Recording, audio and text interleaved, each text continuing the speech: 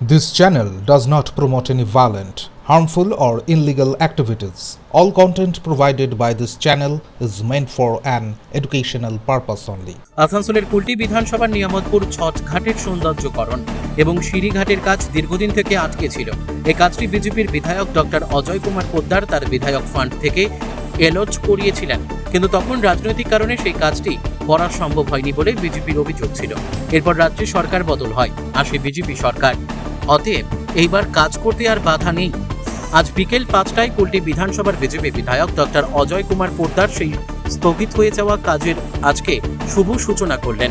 তিনি জানিয়েছেন, এবার বিজেপি সরকার বাংলাকে সোনার বাংলা গঠন করবে। নিয়ামতপুর শ্রী শ্রী সূর্যধাম যোগা সমিতি এবং ছট পুজো কমিটির তরফে বিধায়ককে সংবর্ধনা দেওয়া হলো সূর্য মন্দির প্রাঙ্গণে।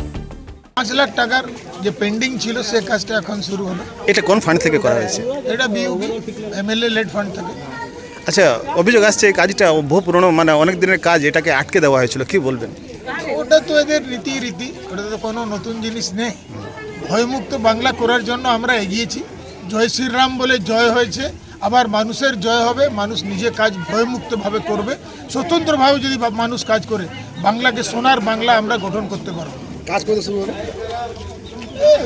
চার দিয়ে কাজ শুরু হবে। আজকে তো নারকল ফাটানো হলো, তারপরে কাজ হবে।